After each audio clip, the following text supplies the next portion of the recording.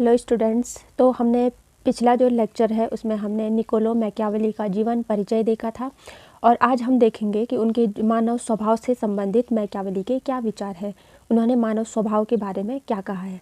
तो उनका जो हमने कहा था कि उनकी कुछ रचनाएं मैंने बताई थी और उन रचनाओं में से जो सबसे प्रसिद्ध है द प्रिंस, तो उसमें उन्होंने मानव के बारे में लिखा है कि मनुष्य क्या होता है, कृत्रिम होता है, चंचल होता है, लोभी होता है और कायर होता है। जब तक आपको सफलता मिलती रहेगी तब तक क्या है वो पूर्ण रूप से आपका बना रहेगा।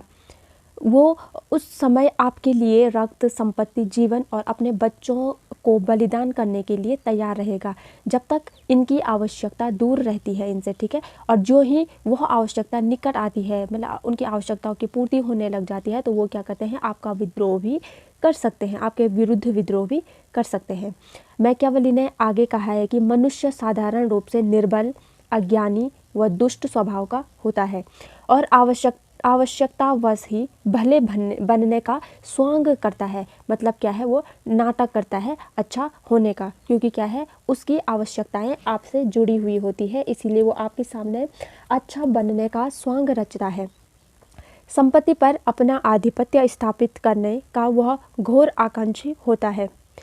उसकी सुरक्षा के लिए वह हर तरह के छल छद्म काम में लाने में संकोच अनुभव नहीं करता है। अगर उसे क्या करना पड़ता है, वो संपत्ति के लिए इतना आकांक्षी होता है कि उसकी सुरक्षा के लिए वो क्या करता है, किसी भी प्रकार के जो छल छद्म होते हैं उनको करने में भी वो संकोच नहीं करता है। मनुष्य स्वभावतः संपत्ति से इतना अधिक, उसने क्या कहा है कि मनुष्य का संपत्ति से इतना अधिक लगाव होता है कि वो क्या है, उन्होंने उसके बारे में लिखा है कि मनुष्य क्या है, अपने पिता की मृत्यु को शीघ्र भूल सकता है, किंतु पितृधन, जो पिता का जो धन होता है, पिता की जो संपत्ति होती है, अगर उससे किसी ने अगर हानि पहुंचाई हो तो वो क्या है, उसे कभी नहीं भूलता है।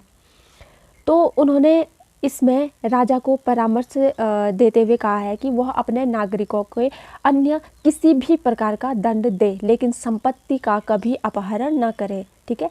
उन्होंने क्या कहा है कि मनुष्य क्या करता है, अपने पिता की मृत्यु को तो भूल सकता है, लेकिन अगर पितृ संपत्ति को अगर किसी ने हानि पहुंचाई हो तो वो क्या है, उसे कभी नहीं भूल सकता है। मैकियावेली के अनुसार प्रेम व भय दो विशेष शक्तियाँ हैं, ठीक है।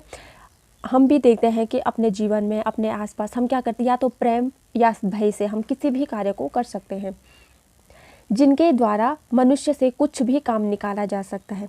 जो शासन प्रिय होगा उसका दूसरों पर अच्छा प्रभाव होगा और जो शासक भयंकर होगा जनता उसकी आज्ञा तुरंत ही मानेगी, क्योंकि क्या है, उन्हें भय लगता है शासक से, इसीलिए वो क्या करेगी, जो शासक जो भी आज्ञा देगा उसको तुरंत मानेगी।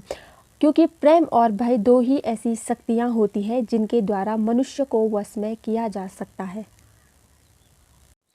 इनमें से भी राज्य के लिए भय का सहारा लेना अधिक श्रेष्ठ है, क्योंकि वह जनता को डरने पर विवश तो कर सकता है, प्यार करने पर नहीं, ठीक है। डरने के लिए वो विवश कर सकता है, लेकिन प्यार प्रेम करने के लिए थोड़ी विवश कर सकता है। तो उसका क्या कहना है कि जो राज्य के लिए क्या है, भय का हमें सहारा लेना क्या है, बिल्कुल सर्वश्रेष्ठ है। और अब हम देखेंगे कि धर्म से संबंधित मैकियावेली के क्या विचार रहे हैं।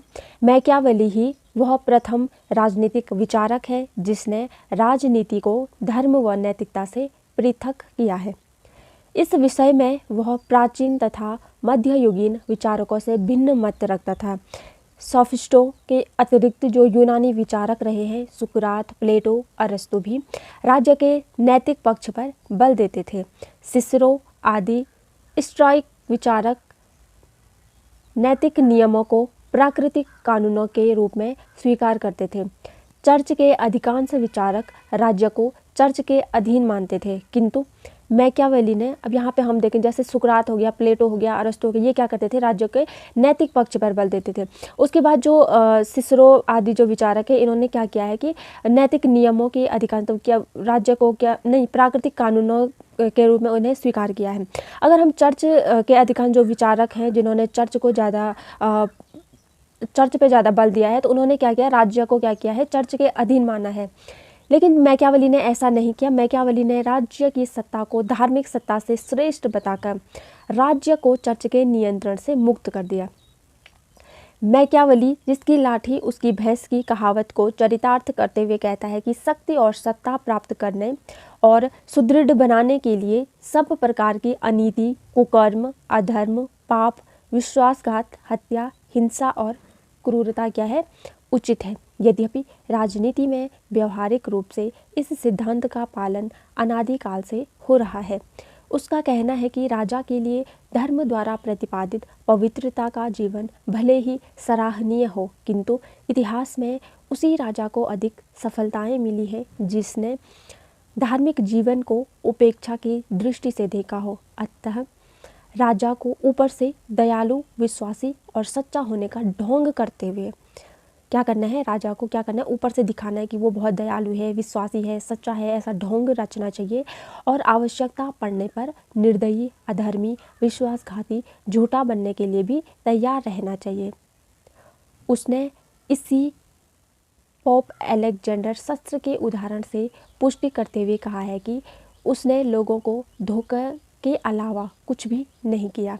वह धोखा और ढोंग राजा के क्या करता है, धोखा हो गया, ढोंग होता है, वो कहता है कि वो क्या है, एक राजा के लिए आवश्यक है। जहाँ एक और जो सिंह की तरह क्या होना चाहिए, शेर की तरह क्या होना चाहिए, साहस होना चाहिए। और दूसरी तरफ क्या होना चाहिए, राजा में लोमड़ी की धूर्तता, मक्कारी और चालाकी भी आवश्यक है। तो शेर की तरह साहसी भी होना चाहिए, लेकिन लोमड़ी की तरह क्या होना चाहिए, चालाक भी होना चाहिए, मक्कार भी होना चाहिए। तो ये गुण बताए हैं उसने एक राजा के लिए। उसके अनुसार अनैतिक साधनों को अपनाना अनुचित नहीं किंतु आवश्यक है। मैकियावेली ने अनैतिक कार्यों का समर्थन तथा नीति शास्त्र से राजनीति शास्त्र का पृथक्करण 3 कारणों से किया है। पहला है कि यूनानी दार्शनिकों की भांति वह राज्य को सर्वोत्तम और सर्वोच्च संगठन मानता है। राज्य का हित सब व्यक्तियों के हितों से ऊपर है। उन्होंने क्या कहा कि जो राजा का जो हित है वो सब व्यक्तियों के हित से ऊपर है। उसका मत है कि जब राज्य की सुरक्षा संकट में हो तो इस बात का कोई विचार नहीं करना चाहिए कि न्याय उचित है या अन्यायपूर्ण है, निर्दयतापूर्ण है या गौरवपूर्ण है। ठीक है, तो उसे क्या करना, उस समय पे जब अगर राज्य खतरे में है तो उसे ये नहीं देखना चाहिए कि क्या उचित है और क्या अनुचित है। वो उसमें क्या करना चाहिए, अपने जो उसकी कर्तव्य है उनका निर्वहन उसको करना चाहिए। सेकंड है यहाँ पे यथार्थवादी दृष्टिकोण है, वह मनुष्य को घोर स्वार्थी मानता है। राजनीति की प्रधान प्रेरणा स्वार्थ सिद्ध है, अतः इसकी पूर्ति के लिए किया गया प्रत्येक कार्य क्या होता है, न्यायोचित होता है।